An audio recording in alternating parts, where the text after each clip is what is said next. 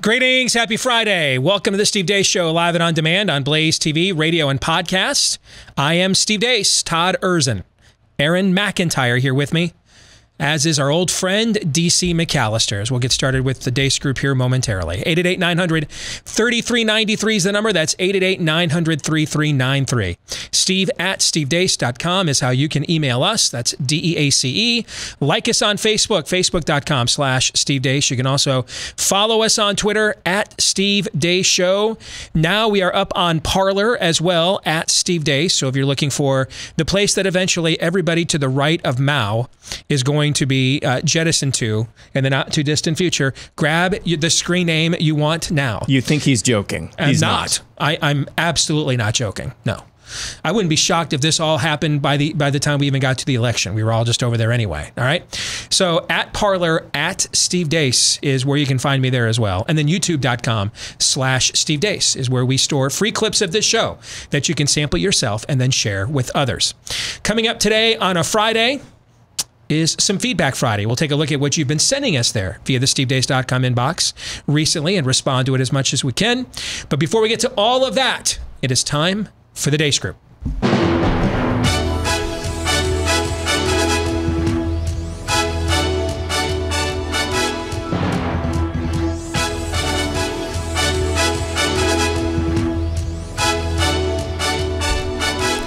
Your weekly look at the week that was, brought to you by SimpliSafe. What's the number one sign of a bad home security system? One that is so complicated, you don't ever use it. And that's exactly the type of security system SimpliSafe has spent a decade now fighting against. They believe that simple is safer, and it's exactly why SimpliSafe is the home security for right now, when feeling safe at home has never been more important, since we're all sitting at home more than we ever have before. It's designed to be easy while protecting your whole home 24/7. You can order online, click of a button, you activate with an app on your phone from anywhere on planet Earth.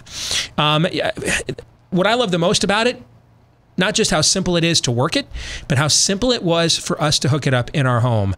I've been brutally honest about one of the skills and gifts I was not given was assembly required. I was not given that gift, but I was able to put this together with minimal help from the better half in just a matter of moments at our home. And so we are big fans of SimpliSafe, and that's why it was named Best Overall Home Security for 2020 by U.S. News and World Report. So right now, go to simplysafe.com/truthbombs. SimpliSafe.com/truthbombs. No long-term contracts, exorbitant fees, none of that either. All right. You can get free shipping and a 60-day money-back guarantee. Free shipping and a 60-day money-back guarantee when you go to SimpliSafe, SIMPLI, that's how it's spelled, SimpliSafe.com/truthbombs. Let's begin with issue 1. Bleep, Democrats say.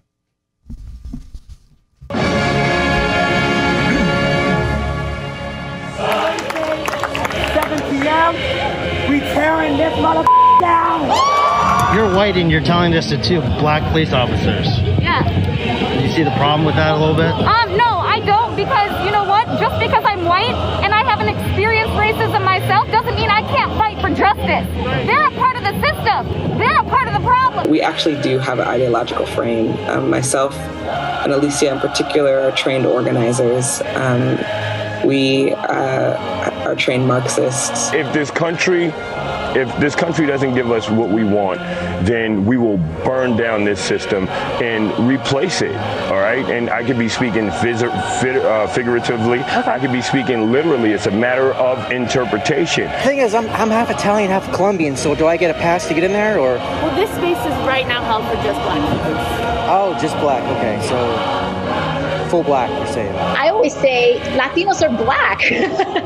we are Afro-Latina. And my Lord and Savior, Jesus Christ, is the most famous black radical revolutionary in history. And if we need to find somebody that needs to have their shoe shine, we need to just go right on over and shine their shoes. Any expressions of a contrite heart, of a sense of humility, a sense of shame, a sense of embarrassment, beget with an apologetic heart. It's not easy for a guy his age, black or white, Hispanic, whatever, to stop something that you've always dreamed of doing and put it on hold, maybe forever.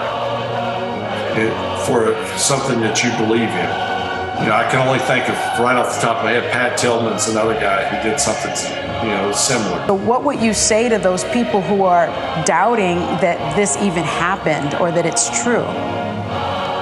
Yeah, just like Steve Phelps said, it offends me that people would go to those measures. But again, I'm not shocked. But it is still an ongoing investigation with the FBI. And the FBI investigated it as a hate crime. They determined it was not a hate crime because the news had been there since October. I think the FBI is right. This was not specifically a hate crime against Bubba Wallace. I think it's actually worse. I think this is a hate crime against all black people. We've lost so many transgender women of color to violence, 14 in this year alone. I was shot in Seattle at Chaz on Friday.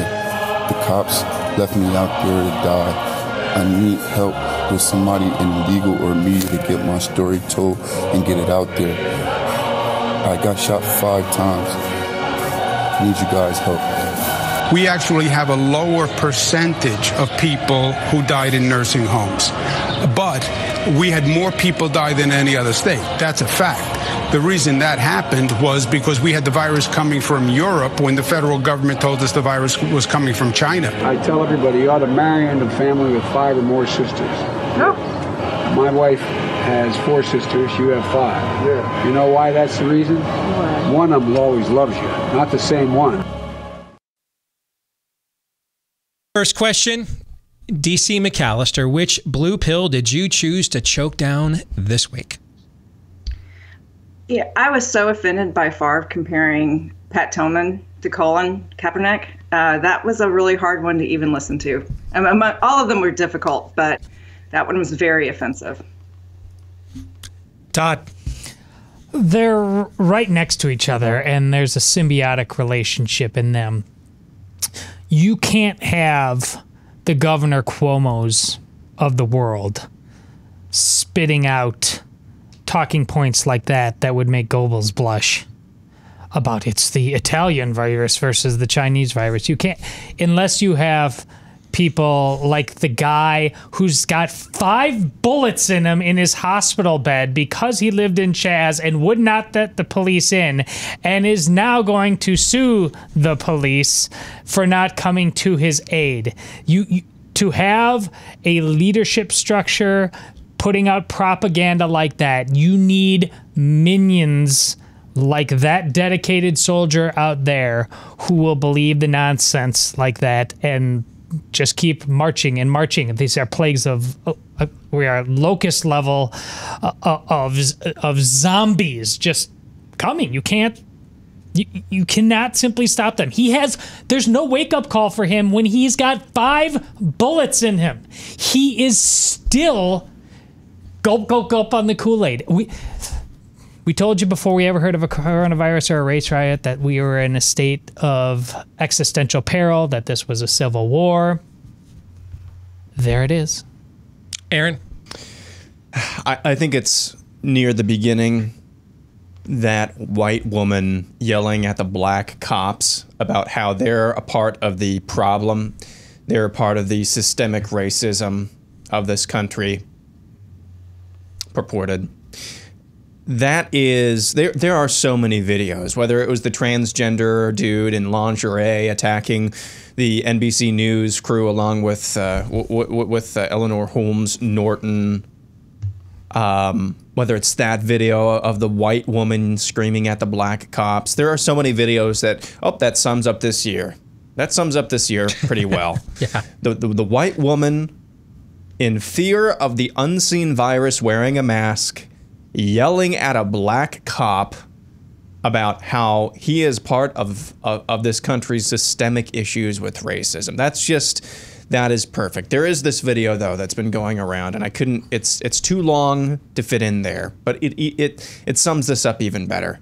It's a white woman yelling at a group of police officers. I think a couple of them are black, and eventually these police officers just try to argue with her, try to talk some sense into her, and she would just not have any of it. And eventually, one of the black police officers just basically preaches at her and says, "Hey, we have a sin problem here. We have a sin problem. That's the root of racism, injustice, what have you. We have a sin, not having any of it." Again, all of the worst ideas and all of the chickens that are coming home to roost and all of the eggs that we see hatched all over this, I'm calling it the Fruity Plains now, they all were born out of white, woke, progressive, guilt, mindset, what have you. And that's the same as what we saw. And the manifestation of that is, pick anything we've seen, but it's happening in the church as well. You saw that clip with Dan Cathy in there as well. I mean, I don't know what more there is. There's not a whole lot more to say. There's not a whole lot more to say. I mean, this is what we have wrought. This is what we've wrought in this country.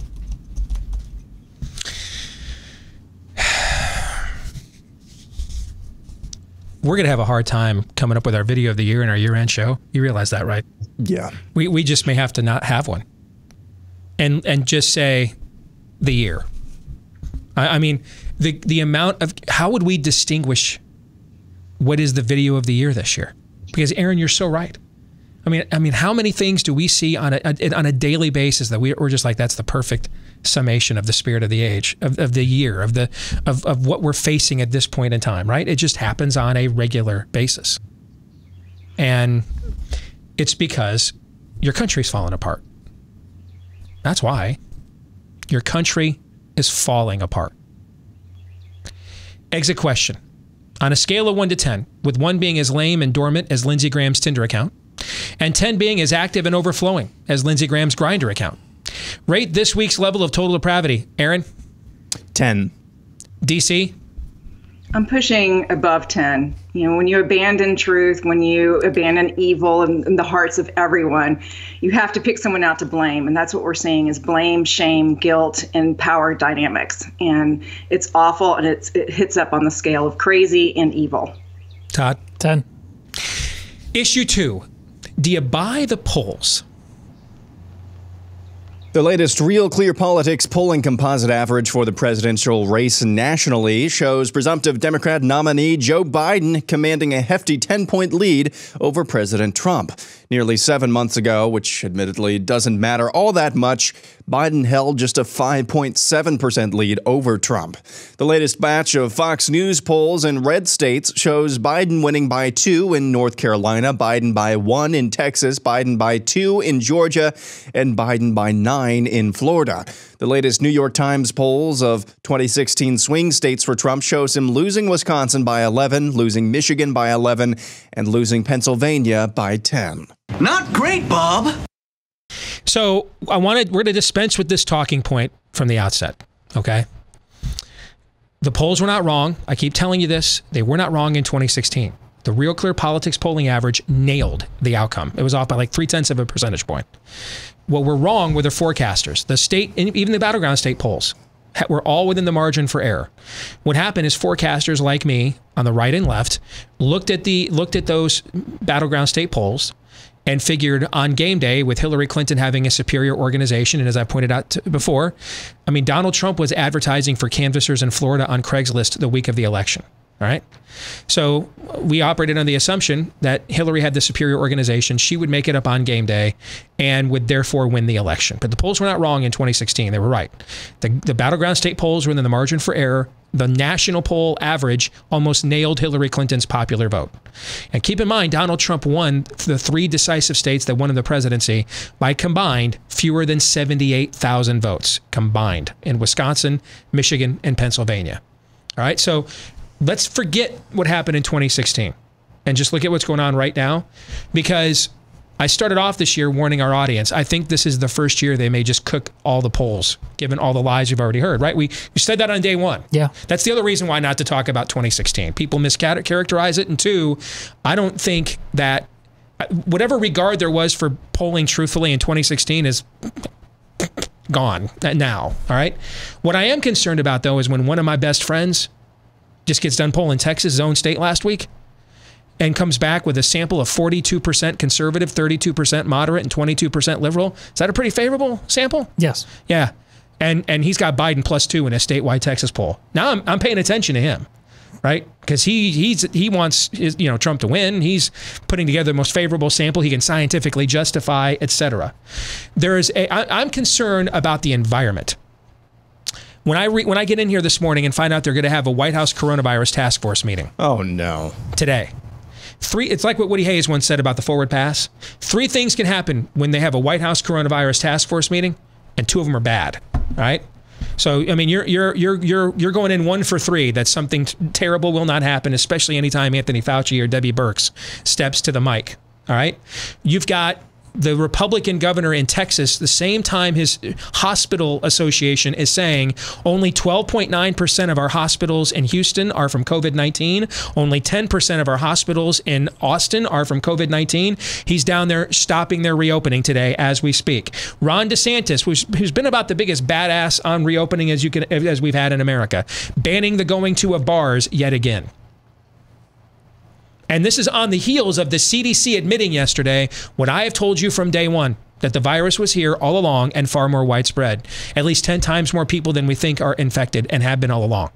Penn State has a peer-reviewed study that was published yesterday that found 80 times more infections before the lockdowns began. Which means, by that math, 16 million people got infected after we did the lockdowns. So how would anybody think locking anything down helped? When 16 million people got infected after the lockdowns, why would you think that helped? It's like it's Providence. You've got Mitch McConnell, Tim Scott up there trying to get to the left of where Barack Obama was on being anti-police, and Democrats are like, cool story, bro, we're still not going with you, you're screwed. Right? Trump's like, we're not doing a $3 trillion stimulus package. It's only going to be 1.5. I mean, it's like I won't tell you who it was. One of my other best friends talked yesterday with a high-ranking member of the White House and shared the text with me. Just cognitive dissonance. Like he admitted everything one of my other best friends said was true, and then they just go and do the opposite anyway. At this point, I'm beginning to think it's Providence, that they're just destined to lose. And we're like helping them against their will, right? Like when you have a junkie in your family, and you keep bailing him out, and eventually God just steps in and says, no, we got to hit rock bottom here. Otherwise, they're never going to come back up for air, right?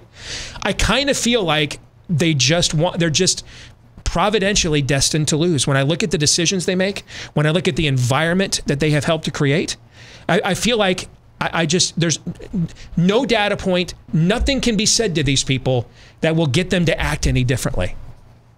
Todd, your thoughts?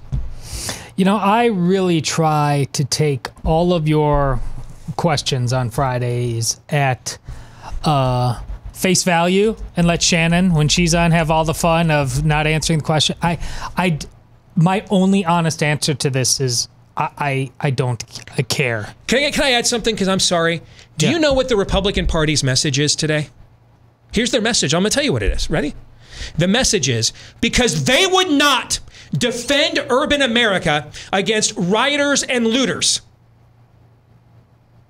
because that's what's causing the surge in positive test cases.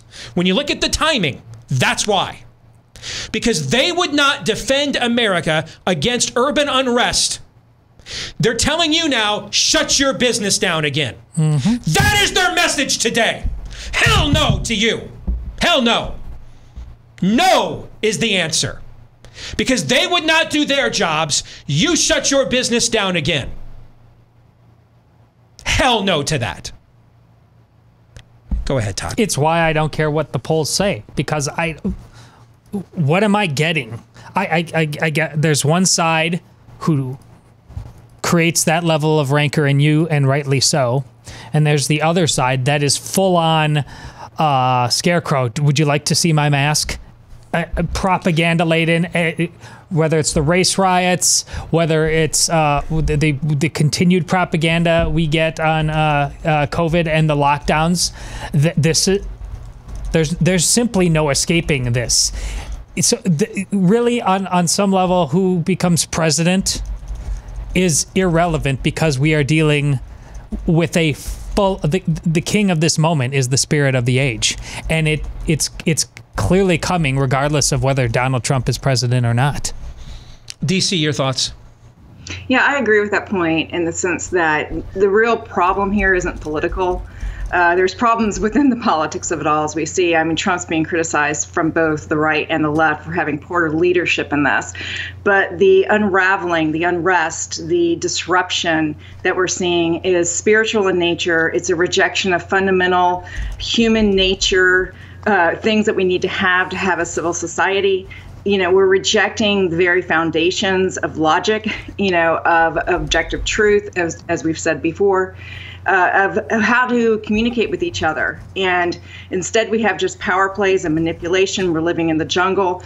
And, you know, whether Trump gets elected in the fall, that's going to cause a whole new realm of unrest, and it's going to be causing even more violence, and it's not going to solve a lot. And he's such a pragmatist that I don't think he really knows how to respond properly to these things. And I don't even know if he can, because again, the issue isn't really political. As far as the polls go, you know, I don't believe some of them, but I do believe them in general. I've been saying for a while now that I do think Biden will win. And I think it's because of the spirit of the age. I do think, and I know this sounds ominous, but I do think that this is judgment time for America, for rejecting God, for rejecting, you know, truth, and for living for our own idols and making our idols of ourselves. And this is the outcome of it. Aaron, what do you think? As far as the polls go, just to be consistent, and I'm along the lines of what Todd, I mean, what could transpire politically in the next 129 days, I believe is what it is now, 129 days. What could transpire politically that would absolve or get on the path to absolving at a corporate level what's taken place over the last 3 to 4 months? All of our institutions lying, called on their bluff with massive protests, destroying property of people who have nothing to do with this, race baiting for weeks. That was fine though. That was fine. People packed together like sardines. That was fine. Now we got to lock things back down. What could possibly transpire politically that would absolve any of that or get us back on the path of wherever we were before this? What could possibly transpire? So I don't think the answer, I don't think there is an answer to that question, which is why I'm kind of with Todd. So on the polls though, specifically at face value, the serology tests, we always said they may not be 100% accurate, but they're all missing in the same direction. If they're all wrong, they're all missing in the same direction. And that's what I kind of bring with these polls. Even if they're all wrong, they're all missing in the exact same direction. Now, they could all, the state of our media now, state of our media now, it could be that they're all lying. I think I think that's a possibility, but they're all missing in the same direction. Surely there's at least enough care and pride in the work that they're doing of these pollsters that they actually try to get something right as well. But the overall sentiment here is that it doesn't matter, because in the words of the late great prophet, or I think he is late now, Dennis Green, they are who we thought they were. The spirit of the age and progressivism, it is what we thought it was. It's here. And that should be incredibly disconcerting. But again, this is going to sound really, really, I don't know. I don't want to say melodramatic. I don't mean it that way at all. There is a God. He will not be mocked. A man always reaps what he sows. Even though this is going to be a time, I believe, and we're entering in and we're experiencing a time, as Denise said, of judgment. This is going to be an unpleasant time for people who are innocent, who had nothing to do with what brought us here, generally speaking. This is going to be a difficult time, a hard time. There should be some consolation that God will not be mocked. There is justice. It may be unpleasant, but there is justice. And I think that's what we're starting at least to see right now. I've never done this before, and he may get mad at me, but I think the occasion calls for it, okay?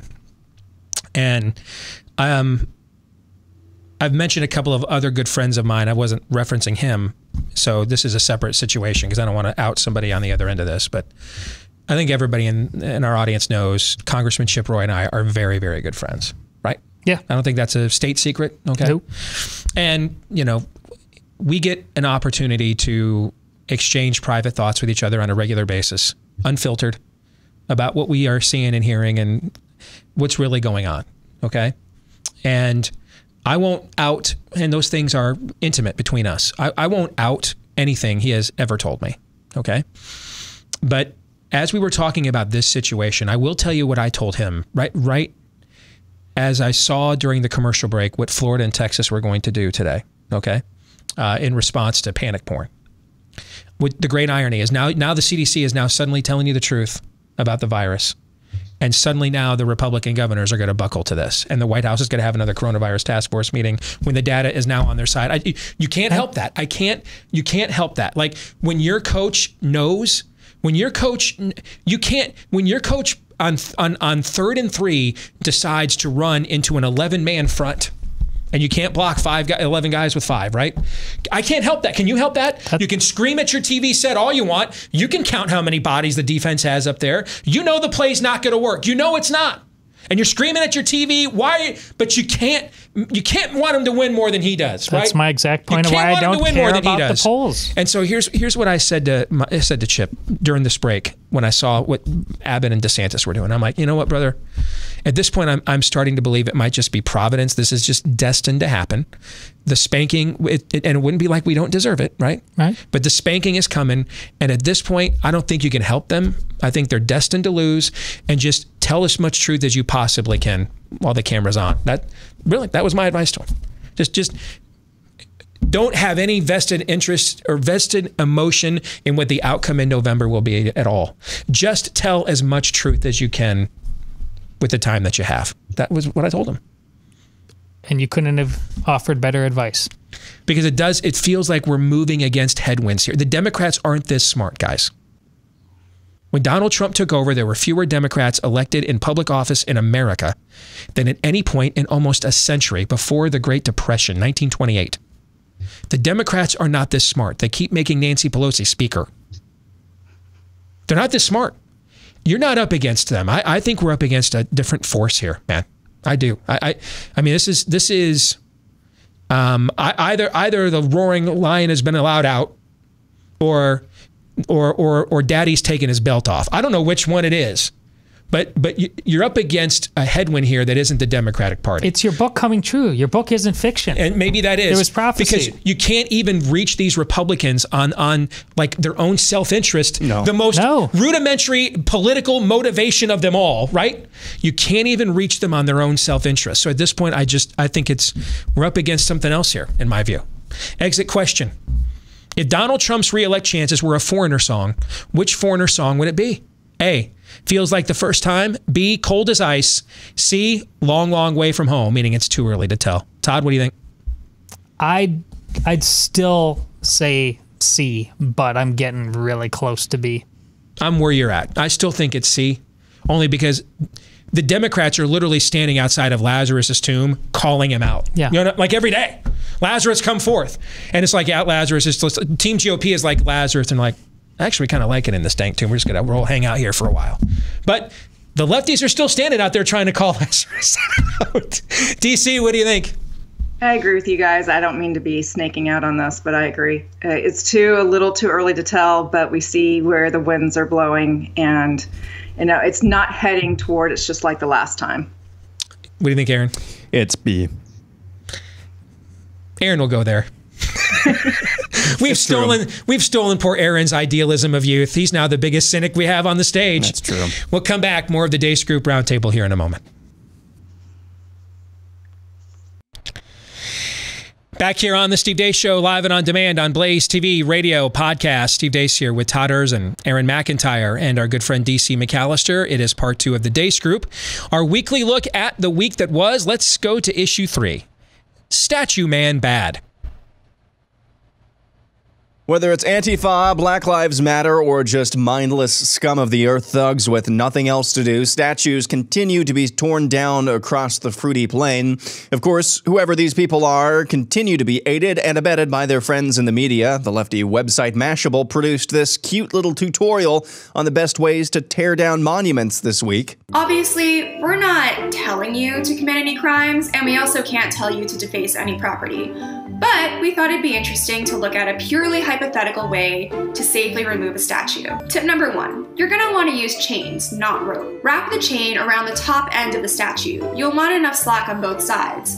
For, say, a 20-foot statue, you should have at least 40 people involved in this takedown. Tip number 2, use a really upbeat song. A rhythmic song, Dr. Parsik said, would work best. One person on loudspeaker should direct the 2 groups to pull toward themselves. To gain enough momentum to actually topple a statue of, I don't know, Christopher Columbus, the group will have to coordinate pulling left, right, left, right. It's like a game of revolutionary tug-of-war. Tip number 3, get the f*** out of the way. Perhaps the most notable and tone-deaf statues to be torn down, or threatened to be, is the Emancipation Memorial in Washington, D.C., which was paid for by freed slaves. Thursday at 7 p.m., we tearing this mother down! And rioters in Wisconsin pulled down a statue of Hans Christian Haig and dragged it through the streets of Madison. Haig was one of the Civil War's fiercest anti-slavery activists who was killed in action while leading a charge against Confederate troops at the Battle of Chickamauga in 1863. The list of statues which have been defaced or pulled down is, at this point, hard to keep track of. Statues of George Washington, Abraham Lincoln, Andrew Jackson, and many others have been torn down or vandalized this week alone. And to top it all off, fake black guy Sean King tweets, probably the direction they're going to be moving next. Quote, yes, I think the statues of the white European they claim is Jesus should also come down. They are a form of white supremacy, always have been. In the Bible, when the family of Jesus wanted to hide and blend in, guess where they went? Egypt, not Denmark. Tear them down. What's behind, DC? What is behind the tearing down of all these statues? And furthermore, why does it continue to be permitted? Well, it's being permitted because of white guilt. I mean, nothing else there. But I think it's being torn down because of sheer hate and a hatred for what America stands for.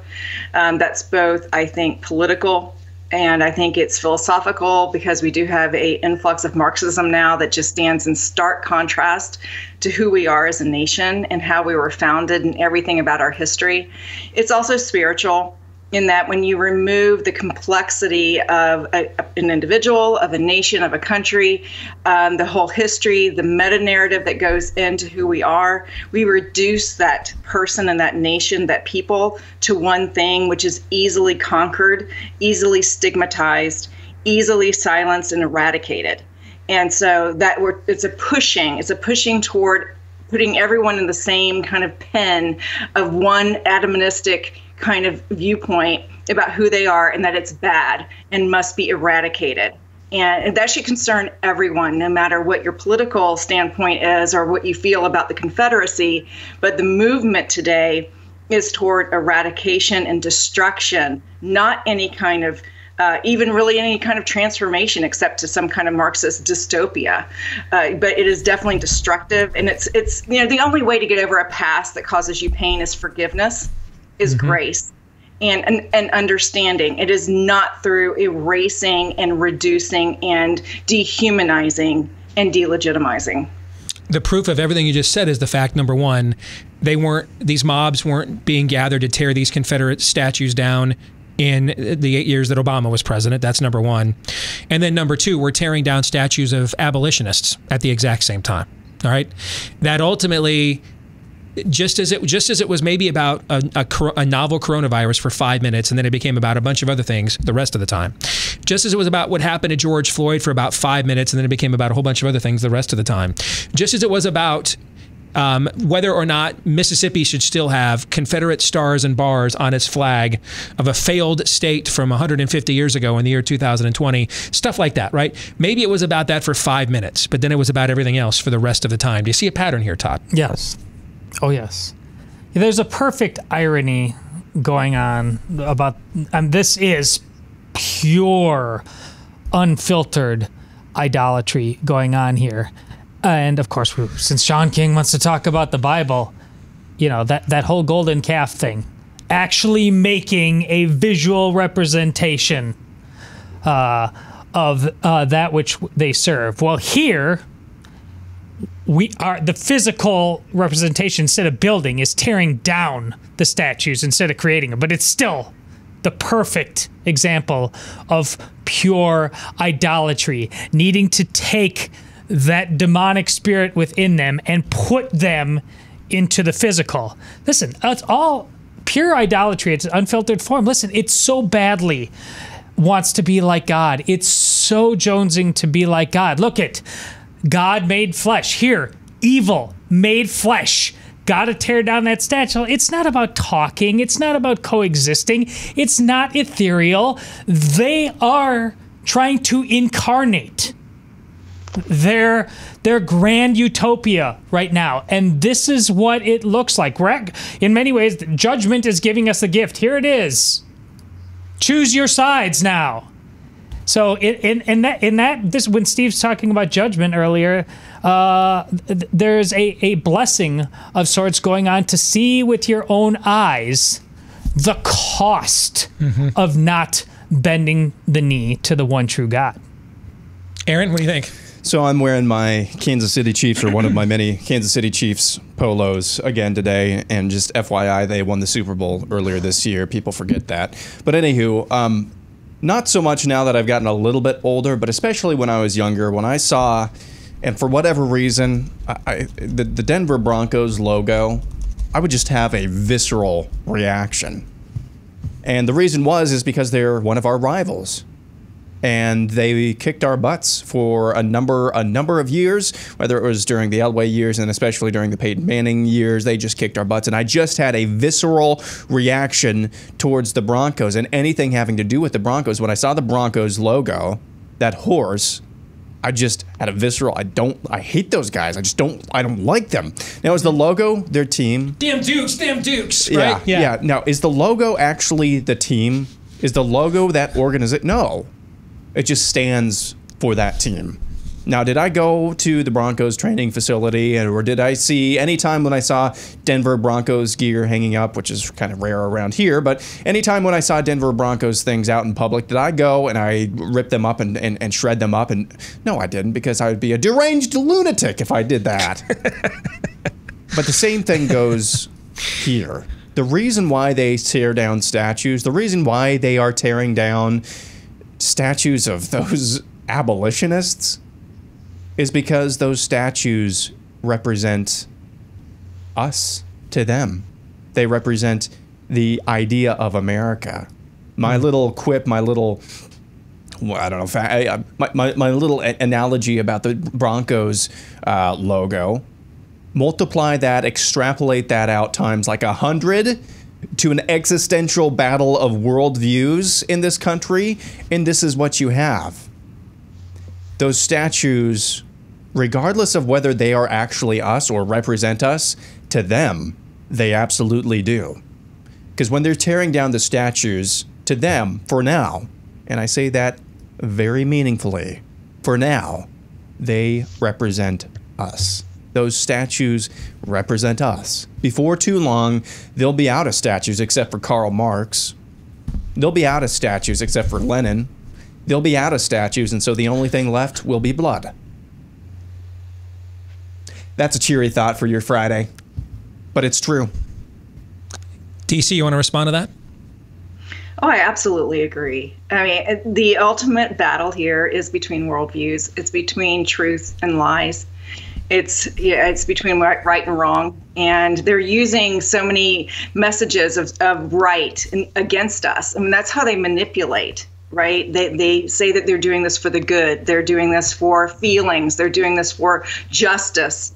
And a lot of white people and a lot of Christians and a lot of people in the church fall for this. I'm appalled, if I could just take a moment, of the church's response to COVID, to Black Lives Matter, to everything that's going on, has been very cowardly, and it's going to get worse. And they're not standing up against a culture that is wanting to destroy it and destroy everything we believe in.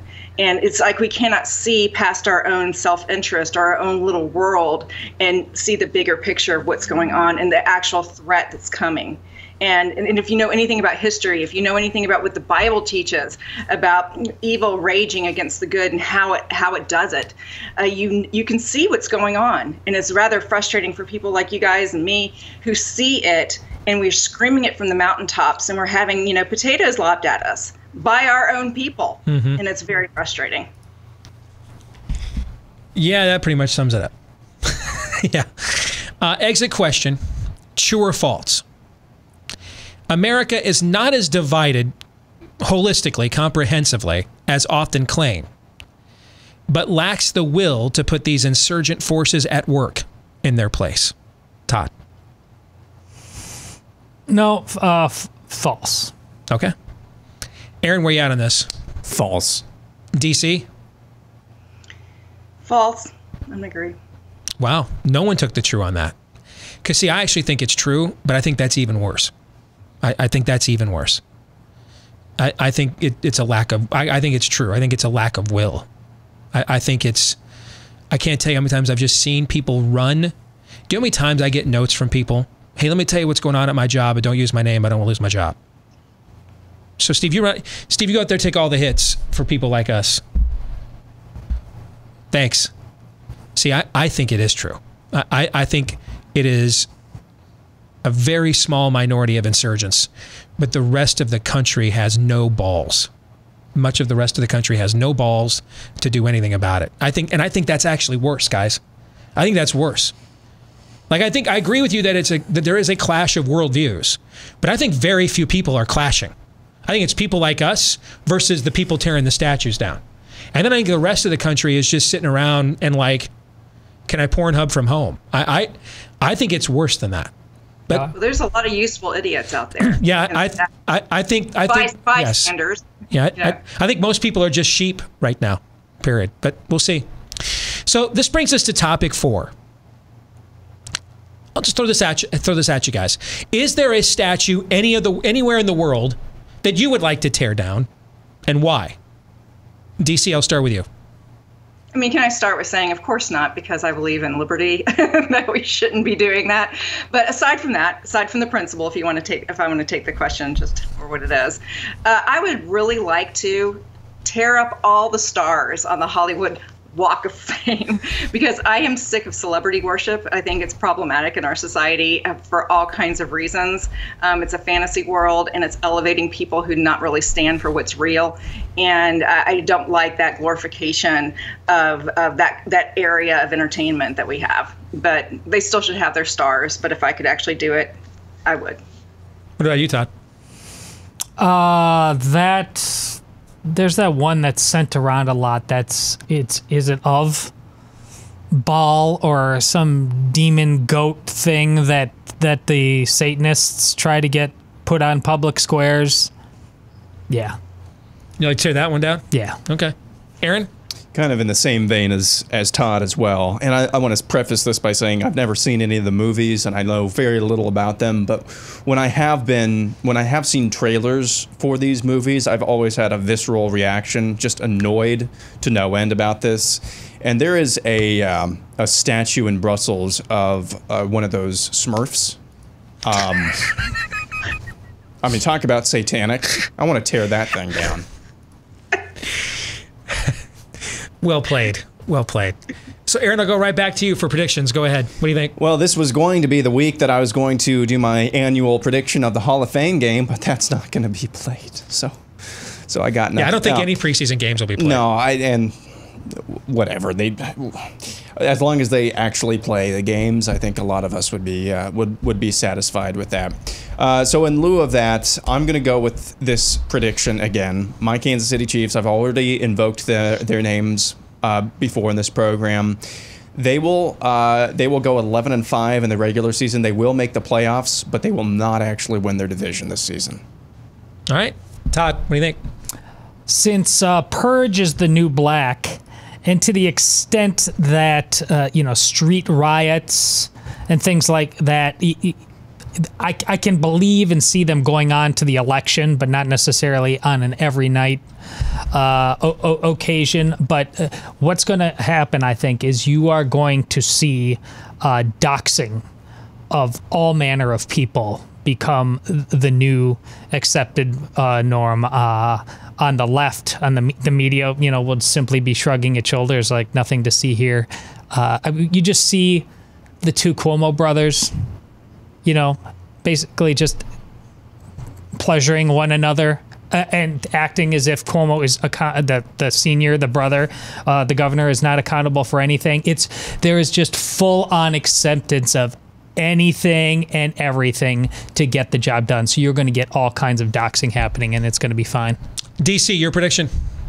I think the second wave or third wave of lockdowns is going to happen in September and October, especially in October. You're going to have a hit on businesses again. It's going to affect the economy. It's going to be worse. It's not going to get better because that's when the flu season is actually going to be starting up again, and you're going to get citations about, messages about that we need to lock down again. And it's going to be really bad right before the election, especially so that people won't go to the polls and you have to do it online. Trump will lose 40 states. That's your real prediction. Your real prediction is Donald Trump is going to lose 40 states because that will be the outcome of what you just said. That's your real prediction. Donald Trump's going to lose 40 states, minimum. That's what they're hoping for. That's what they're aiming for. That's what the governors are wanting. In fact, I'd put minimum on there. 40 states, minimum, if that happens. Minimum. My prediction, Joe Biden would name Elizabeth Warren his running mate, is going to turn out to be wrong. That's my prediction. My previous prediction was wrong. There is no way he can nominate a pasty-faced person in this environment now. No way. No way. There's just no possible way. Not happening. So I'm predicting that the previous prediction I gave is going to turn out to be wrong. DC, good to see you as always. Thank you very much. Hour 2 coming your way next with Feedback Friday. Your turn to take over the conversation. Stay tuned.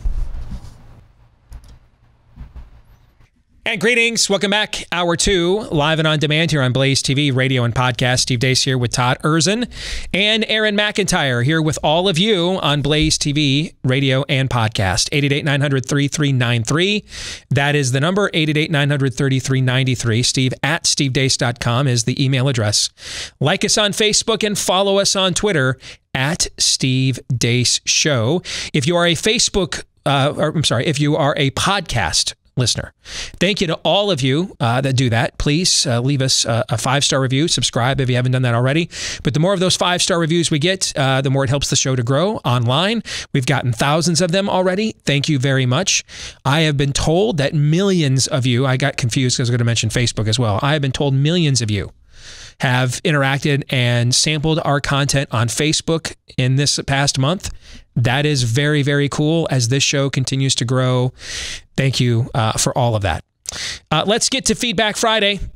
Brought to you by Rough Greens VitaSmart. The same problem that we have with our food, where all the vitamins, nutrients, minerals, prebiotics, and probiotics are stripped out of it in order for it to last longer, stay fresher on the shelf for mass consumption, mass production.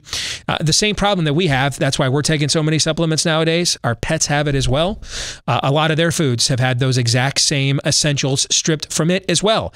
And your dog needs that every bit as much as we people do. And that's where Rough Greens VitaSmart comes in. It is not a new dog food. It is a premium dog food supplement. You simply sprinkle it on the food that your dog already eats and loves every single day. And if our dog Cap is any indication, your dog's going to love their food even more because our dog Cap loves this stuff. All right. And it puts all the good stuff taken out of your dog's food right back in to help your dog thrive again.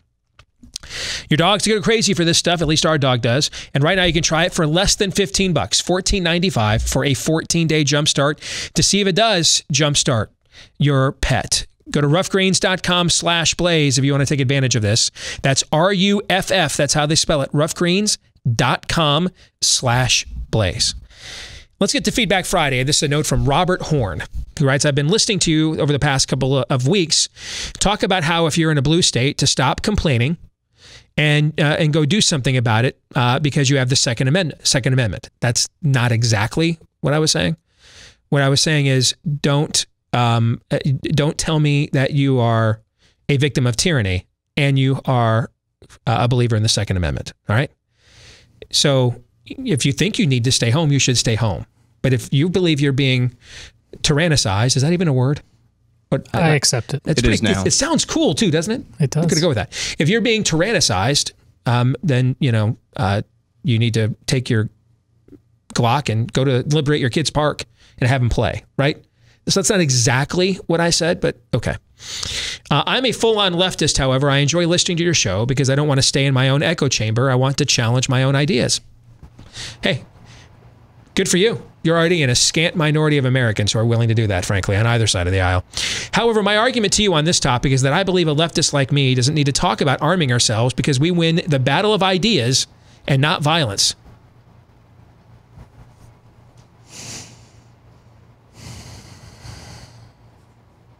So Steve Deace giveth, and now Steve Deace must take it away. Chaz often? Chaz much? Minneapolis at all?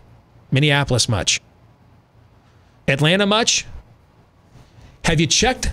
You know, my mom would tell you when I was a kid, the scariest movie she saw was either The Shining or When a Stranger Calls. And what freaked her out is I want to say the kids were named Stephen and Scott, or one of them was named, which is me and my little brother's name. I haven't seen that movie in years. But do you remember the tagline of that movie? The babysitter answers the phone and keeps getting asked, have you checked the children? Right? Okay? And then at the end, she finds out that the call was coming from, she calls the police. The police trace the call. And they tell her the call is coming from inside the house. It's coming from inside the house, right? My mom came home. I remember this even as a little kid. She was so freaked out about this movie. Have you checked the children? Okay. I want to take this back to you, Robert. Have you checked your local AutoZone? Have you checked? Is it still standing, Robert? Robert, is your AutoZone still there? Furthermore, have you checked the Wendy's? Is the Wendy's still there, Robert? Is it gone? Have you checked the Target? Do you have a Target in your hometown? Do you have a Target casualty count? Right. Nobody on the left using any violence at all said the 56 business owners in Seattle, Washington yesterday that filed a class action lawsuit against the government for not protecting their property. 56! 56! I was going to continue, but now I'm not. I'm just going to end the email there. All I could hear when you were talking was Dan Cathy telling me to shine somebody's shoes.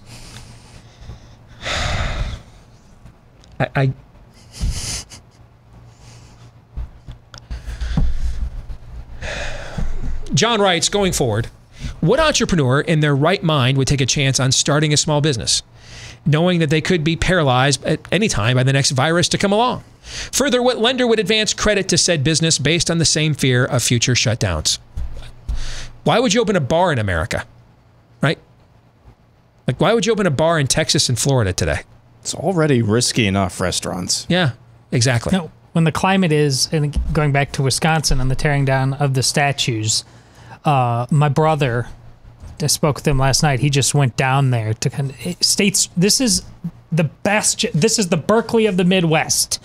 So, but they're not safe. He walked down State Street, which is the main college street drag with the bars and the restaurants and the shops that basically connects the university. It goes right up to the steps of the Capitol. Everything is boarded up. Everything. And the Dane County Sheriff, that's where Madison, Wisconsin is, it says downtown Madison is not safe to go. So there is no safe place. This is a good question from another Daniel who writes, what is the best solution to police brutality or police violence from a conservative perspective?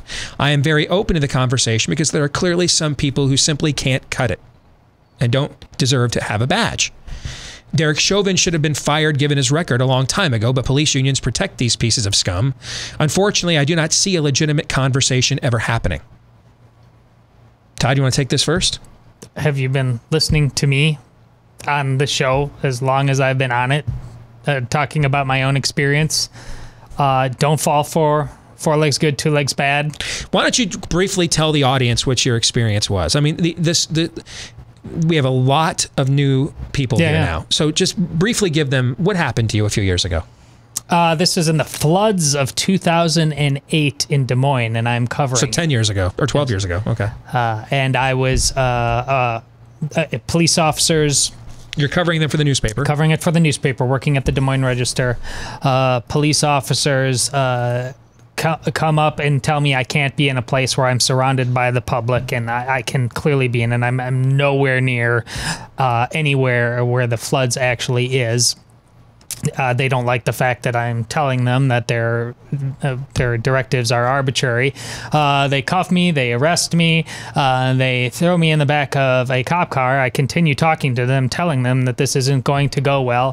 One of the police officers it leans into the car. Again, I'm handcuffed, and begins choking me until I nearly passed out. I felt myself going black before he let go.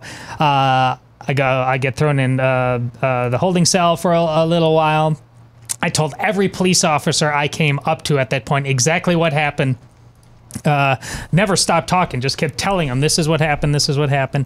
Got out, actually walked back to work from the jail, wrote my story, did all that. Went to trial because in order to cover up what they did, they made up false charges, including assaulting a police officer, resisting arrest, trespassing, none of which, and the fourth, which I was found guilty of, was interference with official acts, which, if you know anything, this is like the catch-all of all things. We got to get you for something. And so that's the gist of it. I was found not guilty of the other three, but I was offered Alford pleas along the way, which is a way of saying, well, you're not guilty, but you could have, kind of, sort of, should have. All this stuff, they tried to cover it up. I mean, lie upon lie upon lie. I just wouldn't relent, and here I stand. And of course, my fellow journalists were hoping. Came to your aid? That didn't happen. What's that? They didn't come to your aid. The paper didn't come to your aid. Not really. Certainly not the administration, and most of the newsroom did not as well. But my point is, I don't hate cops. Those cops were terrible, and I still bring them up on Twitter to this day by name, to just never let them forget what happened. But why? I don't have to hate all cops because those cops were terrible. And, the union that dealt with them, here's the thing. I filed a grievance afterwards, and they said, unfortunately, this just comes down to he said, she said. But they said, your story is so consistent and has been so consistent over time. I'm not saying you're lying. Now, there just needs to be, there are issues with police unions. There are issues with internal affairs. There are issues that have been brought up, and I see people I respect on both sides with this qualified immunity going on right there. So there's all kinds of things you do. What you absolutely don't have to do is go 4 legs good, 2 legs bad. And it just, like everything else we do on this show, forget me talking about my personal experience. Steve, all the time, no straw men. Stop with the straw men. That's a big ask, clearly, because everything we do about every issue is clearly just has to be a straw man. Start there. So, with that context, Daniel, let me give you some practical things. Number one, public sector employee unions should be illegal, and I've always believed that. By the way, I'm actually a private union guy. I grew up in a union household. I was a member of the Teamsters Union on multiple occasions in another era. Made sure to leave in good standing. My read of history is one of the main reasons why our country in the early 20th century did not, outside of a few insurgent areas, did not flirt with Marxism like a lot of other Europe did, is our country came up with something that Marx did not foresee, which is the workers would unite and collective bargain. They'd put their power together representatively in order to go up against the corporate sector. All right, that individually, an individual worker could not stand up against the corporate structure, but volumes of workers could. So I'm a big believer in the role that private sector employee unions have played. Yes, I'm well aware of the corruption and everything else. There's no corruption in corporate America. TARP much. But even that to me, you know why? Because I don't believe in human nature. That's why I love competition. I love checks and balances. I'm even fine with the corruption in the unions. Why? Because there's all kinds of corruption in corporate America too. So it's corruption on corruption. They check one another. I'm fine with it.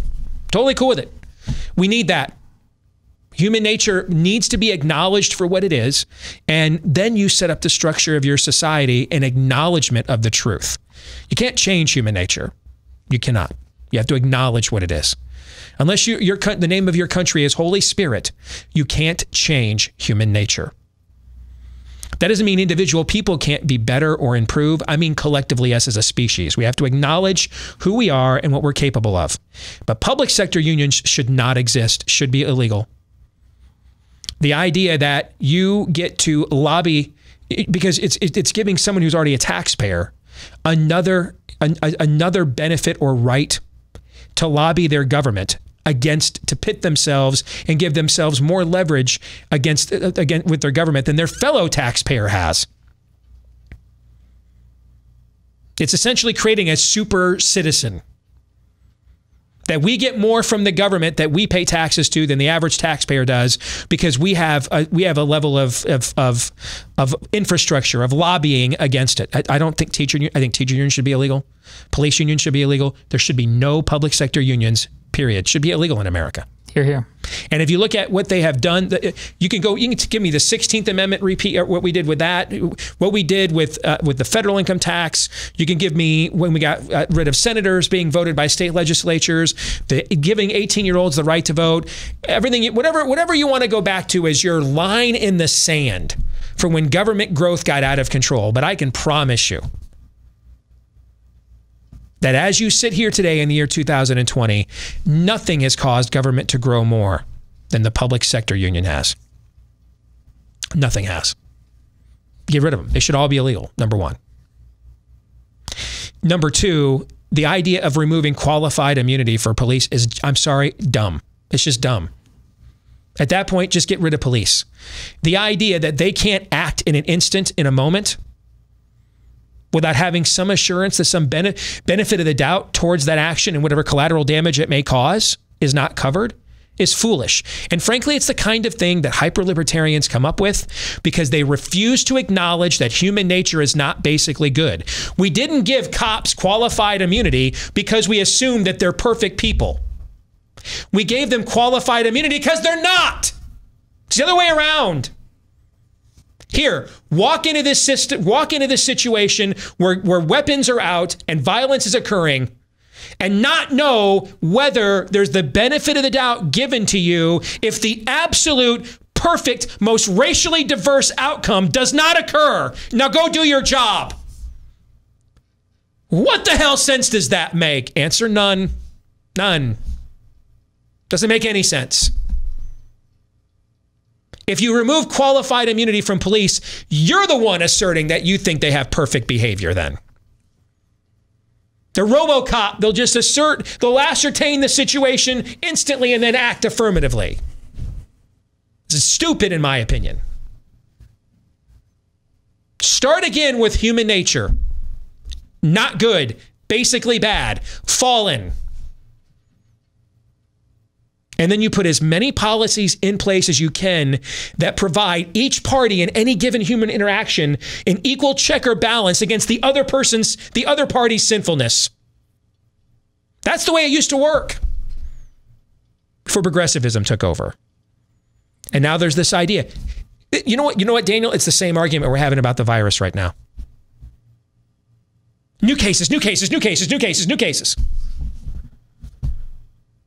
What about deaths and hospitalizations? Cratered. Let's say the ICUs in Texas are full. No, they're not. Actually, they were about 97% full at one point last year. Did you know that? No, you didn't, because we weren't having an election then, and there was no point in telling you that to freak you out and get you to shutter your business and crush the economy. So we didn't tell you that then. We're telling you that now, even though now it's not true. And last year when we didn't tell you, it was. So that's a cool talking point. Okay. May I say one thing about that? Because you are right in the genesis of qualified immunity. There is clearly a subset of the police world, as small as it may be, that uses this, though, counts on it, brings it with it as a shield, like in the Lethal Weapon movie. You'll believe. I agree with that. There was a diplomatic immunity. I can do anything. You can't. These cops know that they can and will do anything, and this is a fraction of them. But we're back. But that's again, where's the check and balance? See, that's why I didn't start with qualified immunity. I started with get rid of the unions. See, the problem is you're giving cops you're giving them now double insulation. That's the issue. Again, because you're giving them qualified immunity and a union. You're giving them both of those things. That's the problem. Okay? That's why I started with get rid of the unions. You ever tried to remove a bad teacher in a public school?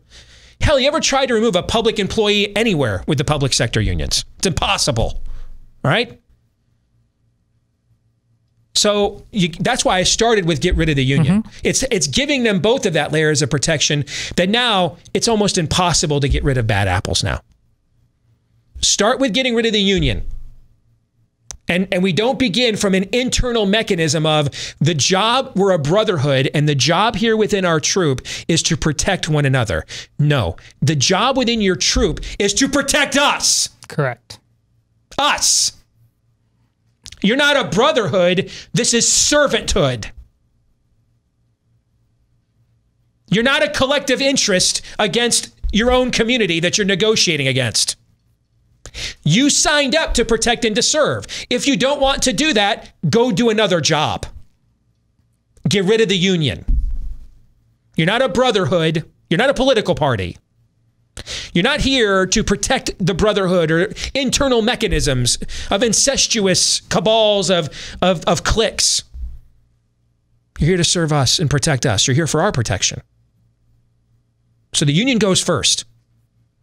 But then to ask them to go into a situation, particularly in a time when your culture is falling apart, and to go in there and tell them if they don't behave perfectly, if they don't act perfectly, if the perfect racially diverse outcome is not what results of every one of your actions, that you could end up sharing a spot on maximum security in a max security prison next to a rapist that you put there last year. You can't do that either. You can't go from giving them double more support than they deserve to then double negative more than they don't. But you need to pick one. To me, the union has to go, and all public sector unions should go across the board, period. You want to work for government, you have you know why your founders didn't give you term limits? Because they operated under the assumption that you would view working for government as a mission. That's why they were called public servants. Meaning the expectation was this job would pay less. Right, that you would look at this as a civic version of a mission field. That you would go into this with the acknowledgement of, I want to serve my fellow man for a period of time. And if the job pays less and it comes with more stress, is that something you can do 20 years of your life? Probably not, right? Eventually you're going to be like, I did my time, man. I did my time in the Peace Corps and I got to get out now, right? See, that's what they thought. That's how they thought this was going to work. That you would view this as going to work in a higher calling. That this would be the civic version of working in the church. So the expectation of a pastor is not to get rich. Or an elder is often not even paid. But they view the calling as worthy of the investment of their time. They viewed the civic arena, given the country they were trying to forge, in a similar bent. That you would view this as a higher calling. Our first president turned down getting to be called a king because he viewed it this way. That was the example. The idea, they could not fathom that you and I would ever devolve as a people to the point that we would let government become the largest industry in the United States of America. That would blow their freaking minds. Many of them hated each other. They'd all be united on, if they could come here today, the one thing I think that would blow their minds more than our technology, just what we've become as a people, it would blow their minds. Their minds wouldn't be blown by pornography. They grew up reading the Bible about temple prostitution, man. That stuff would not blow their minds. What would blow their mind, though, is that we have allowed government to become the largest, most lucrative industry in the country. So Mitch McConnell's wealth triples. Chuck Schumer's wealth grows exponentially while in government. They would not be able to wrap their minds around that. Thomas Paine and Patrick Henry would finally agree on something again. They'd look at each other and say, how in the Sam Hill did these people allow that to happen? No wonder their government sucks.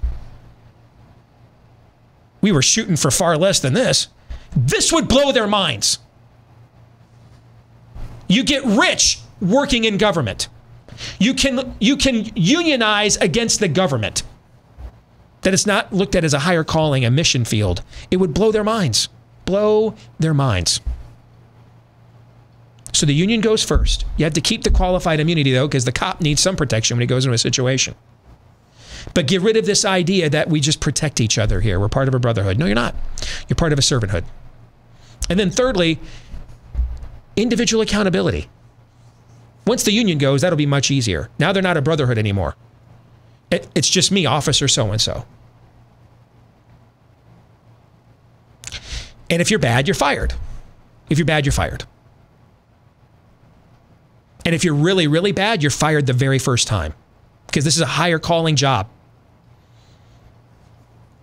And this isn't baseball where you can fail 7 times out of 10 and still make the Hall of Fame. You've got to be successful 7, 8, 9 times out of 10. Which is why many are called, but few are chosen. It's a tough job. Not for everybody. If you have poor judgment, you can't handle it, you wouldn't be the first person who lost their temper faced with what the average cop is faced with.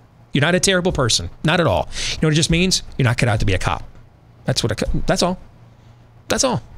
There's all kinds of people that are smarter than me. All kinds of them. Can they stand here at noon Eastern every day? Camera goes. You one-on-one with hundreds of thousands of people deliver compelling content. Can you do that? No. Which is why a lot of people who are smarter than me aren't here, and I am. I can do that. Doesn't mean they're not smarter than me. It just means they can't deliver it in a compelling way when the camera goes live and hold serve and court with an audience for 2+ hours, right? Right. Does it mean that I'm smarter than them? Nope. It just means this is one thing I can do with their content that they cannot. That's why I'm doing this job and they're not on camera. Similarly, if you can't keep your wits about you, given everything that a cop has to face, you're not a terrible person by any stretch. You're just not cut out to be a cop. That's all. Go do something else with your life. It's not for you. If the cities won't enforce this, vote out the local political officials that won't enforce that stuff. If you're like I'm in a city where the Democrats just rule everything, move! Leave the damn city! Why are you still there? I don't understand that. Why? Leave. Leave. As Sam Kinison once said, move where the food is. Move where the accountability is. Move where the economy is. Move where the peace is. Move where the crime isn't. Move. Get and move. Live somewhere else. Have to sit there and live in Detroit forever? Who told you that? Now, if you're doing the Lord's work, this is my mission field, then he told you that. Short of that, though, why are you there? Why are you in Minneapolis? Leave. Why? What? Why? Do you know why? No. Go somewhere where they don't do that then. Because then we get a check and balance of competition, right? Like, well, we're losing a bunch of our people to this state because our cops suck. I guess we better get better cops so our people stay, right? Right. Competition's good. So get rid of the union because number one, you start treating people as individuals. Number two, you have to keep the qualified immunity though when you do that because then the job becomes absolutely impossible at that point. And then number three, individually hold people accountable. If your city sucks, get up and move. If you're so outnumbered in your community that you're going to keep getting the same crap leadership, don't live in that town. Leave. Don't live in that state. Leave. Go somewhere else. You understand that, like, if you live in a state like California, that wasn't originally America, right? Or even Texas. In fact, like, no place west of New York was originally America. You know that, right? Which meant people got up, can you follow my logic? Stick with me here. People got up, guys, and left where they lived and lived there instead. Well, to sum up all the points you said, I'll go back to what I've long said. It's no good having conservative principles and then never applying them to everything, giving all kinds of situations golden calf status, get out of jail free card status. I've long told you, the conservatives have this bent for always giving, go blue, go cops. They're the branch of government with the guns. You absolutely need to hold them accountable in all the ways Steve is talking about. And there's no entity, guns or not, that you should have sacred cow status for. The point of conservative principles, and Steve has long used this, is no respecter of persons. Correct? Yep. There's not a single person out there who doesn't have feet of clay. So, which is why he also says, make sure all your heroes are dead. Everybody needs accountability. Everybody. Oh man. Yeah, I just yawned a little bit, so I'm wincing, and I've got a little bit of moisture in my eyes. For those of you listening, I was not that moved. At the end of the day, in this country, this is another instance where we have to be reminded and remind ourselves that we're not a nation of laws, and we never have been. We're a nation of political wills, and we always will be. Tim Pool. I don't know Tim Pool's background, but I know that he's a commentator. He's got a very successful YouTube channel. He said it, and he left apparently Disney. He left Disney because he just decided, you know what, I'm having enough. I've had enough being told what to say and what I can't say, and he decided to get up and leave. We need more of that. We need more of that from dog catcher all the way up to corporate executive. Right on the money. More Feedback Friday here in a moment.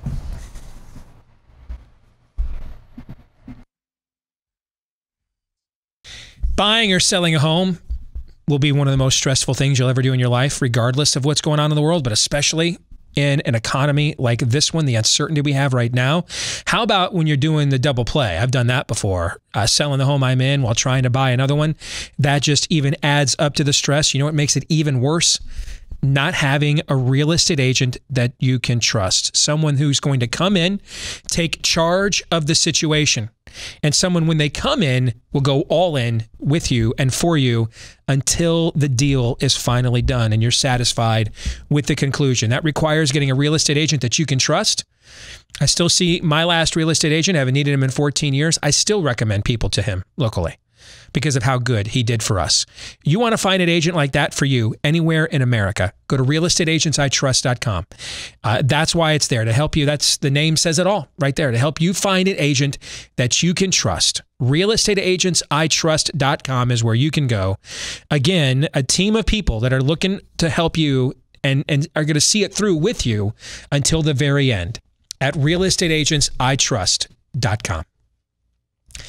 Let's get back to Feedback Friday. This is from Maggie. She says, I've spent my whole day taking mandatory training on how my white privilege has caused so much pain and suffering.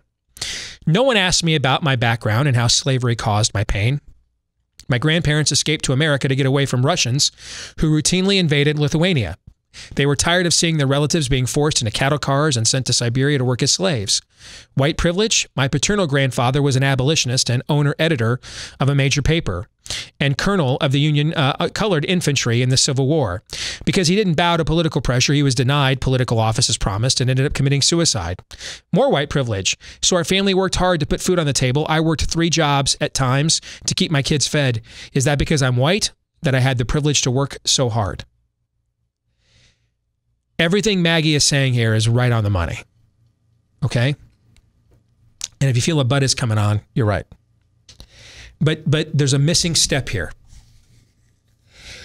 I've gotten a lot of emails recently, people asking me, Steve, can you give us some constructive steps of what to do? My answer is no, I cannot. You know why? There aren't any. There aren't any. Here's the truth of the matter. 98% of the Republicans you'll ever vote for will be utterly useless, most, if not all the time. Anywhere in America. Anywhere. I mean, the Texas governor right now is just, I mean, Greg Abbott right now is a wimp. We'd say it if it was anybody else, so cool. Still true. A wimp. Might as well be governor of Massachusetts. Texas, man, Texas.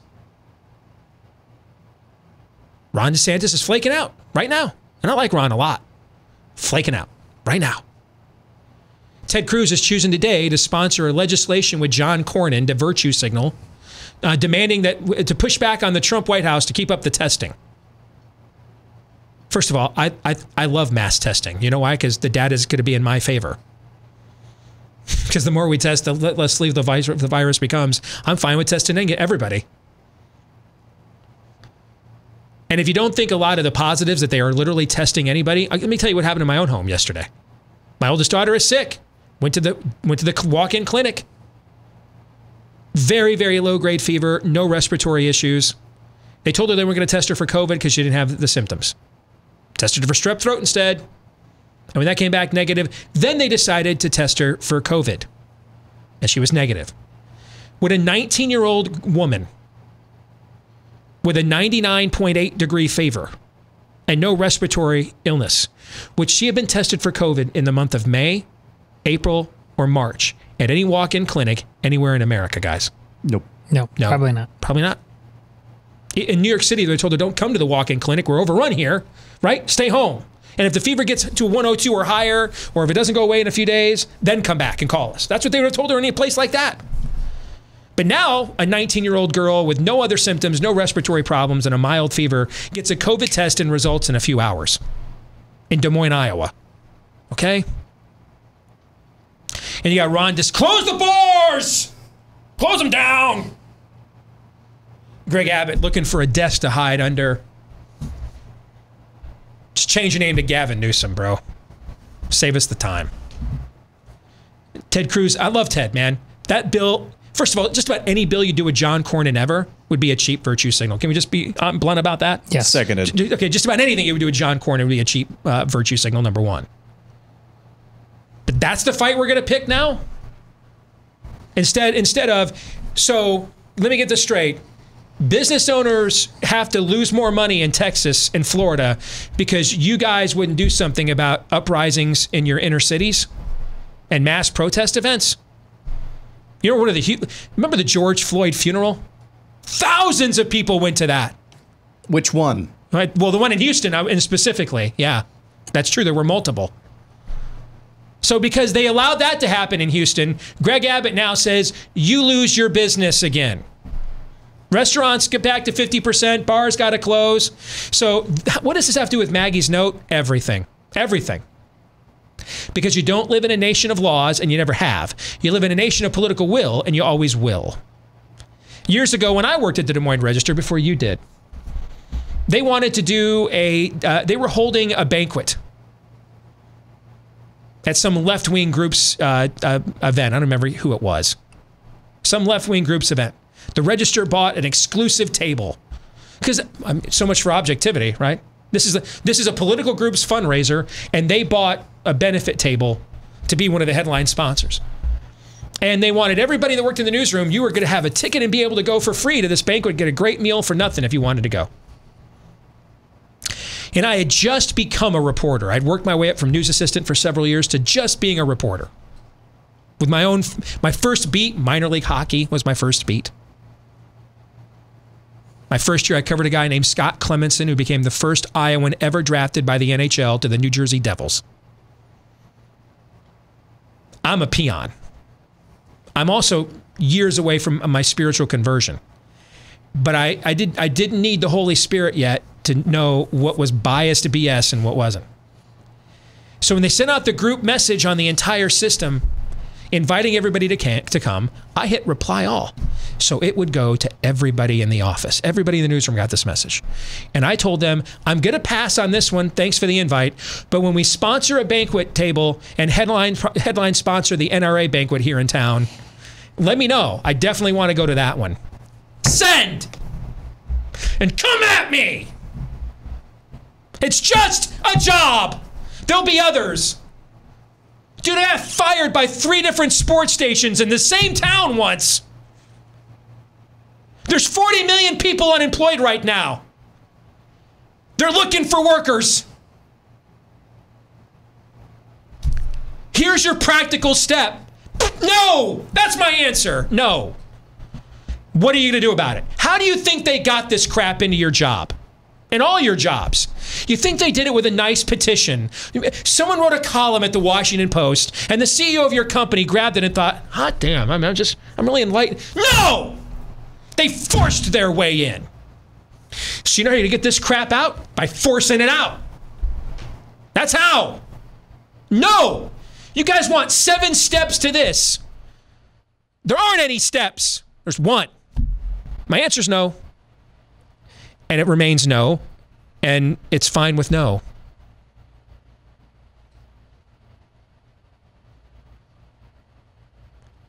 I've had so many of these left-wing troll sites come at me so many times over the years. Will you apologize for this? Apologize for that? Listen, I have apologized before on this show when I've been wrong, but for when I'm right, no. And I'm a big boy and I'll take all the consequences for it. My answer remains no. You're living in a country forged by men who said no to a king. To a king. They said no. And you won't say no to some slapstick governor whose name you won't remember in a month?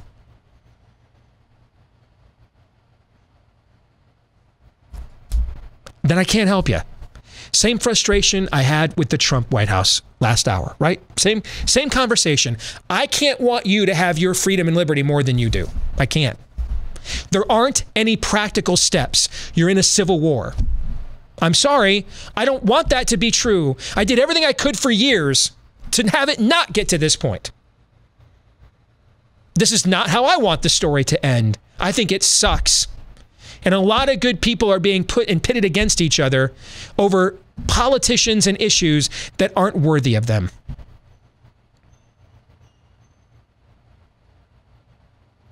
Not how I wanted this whole thing, this whole thing called the era in which we live. Not how I wanted it to go, guys.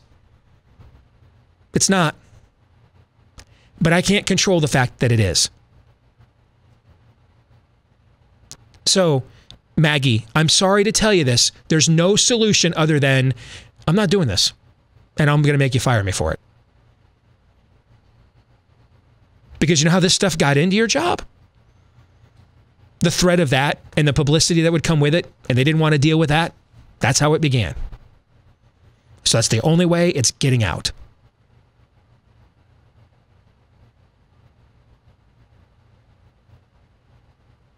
King George doesn't care. You're not going to negotiate with the king. You tried that for years. He doesn't care. So you're going to have to get him to listen the other way. You have to fight him. You have to push back. I'm not doing this. I'm not doing it. It's just a job. There'll be others. It's just an ant. Be honest. You're so worried about what Aunt Petunia is going to say about you on your Facebook page. You barely even see her all year long anyway, and roll your eyes and dread it when you show up at Thanksgiving and she's there. Let's just be honest about that. So why are y'all worked up? Who cares? Who cares? They don't seem to care about imposing their will on you and how you'll react to it. Then why do you care how they will respond to you? I don't. I mean, you guys know this. There's things I haven't even told this audience that go on in my life with this all the time. You guys see me deal with this all the time. Am I just talking out of my ass? Have you guys have seen me in my own walk tell these people, guns up, right? Right. Not happening is the answer. No. So I'm not telling you anything I'm not doing myself. The answer is no. No. I'm not doing it. No.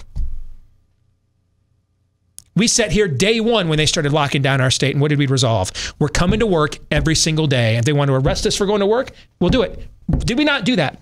Right. Right.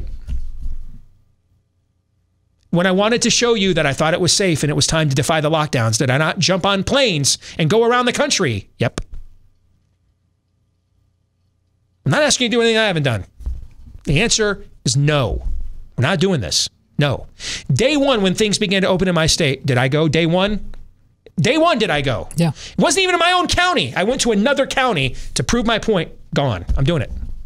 Day one, my church opened. Did I go? Yes. My church just sent out a thing. We're going to do indoor services in the main sanctuary for the first time. Seats over 1,000 people. They're going to limit it to 300. I was one of the first people to sign up. This is what it takes, folks. Self-government begins with self. You have to get out of this paradigm that I just vote for these Republicans. They don't do what they told me they were going to do again. I call every show, email every show, bitch and moan again. Next election, if we don't vote for these same Republicans who hate us, the world ends. They won't defend you when you do. Back to emailing and losing and complaining to my favorite shows. Until the next election, when the world will end again if these guys that hate me won't win. Does this sound familiar at all? A bit. Get off the train! They're not going to help you. No help is coming. The mirror is where you will find your help. You. Self-government begins with self. Somebody here on our Blaze staff, Courtney Kirchhoff, just tweeted this a minute ago. I retweeted her. At some point, you have to be willing to push back. And if the point for you isn't, you sat in your home and you watched thousands of people tear American cities down when they weren't telling you that you were all racists. And then after that causes the predictable surge in new cases, you, though, who were in your homes and obeying the law and creating businesses and jobs, you must now pay for the fact the Republicans you voted for, including the guy in the White House, were useless again. Who can just tweet about law and order and not do a damn thing about it. You must pay. You go back home. You don't take your wife out again tonight. You don't send your kids back to school without a diaper on their face. If that will not cause you to push back, I don't know what to tell you then. Because I'm hopping mad about the whole damn thing. I'm not obeying any of this. And I haven't the whole time. Only the stuff that with my own brain, my own eyes, my own ears, my own research, I could confirm. When there have been precautions I thought we should take, have I not told this audience I would urge you to take them? Yep. I still don't think mass indoor events are a great idea, by the way. When I told Trump to go around the country, I said, hold outdoor events. I don't want us to be stupid. That also means, though, you know what also is stupid? Surrendering your freedom like this is stupid. Stupid works comprehensively here. They're going to keep imposing their yes on you until you start telling them no. And maybe they can whoop your ass, but at least make them throw the punch to find out. You lose 100% of the fights you never fought. The surest way to lose is to not fight.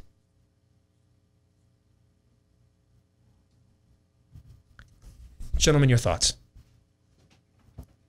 That's why I proud to work on this show. It's a privilege in my own life to live according to this code the best I can. I've told you several times within my kids' school district, I chose the particular school district so I could have these fights. Everybody, if you're not looking around in your own backyard and you don't think there's fights to fight, you're just not looking. Your head's in the sand or in your own orifice, and you like it there, quite frankly. I don't think I can add anything to that. John 3:17.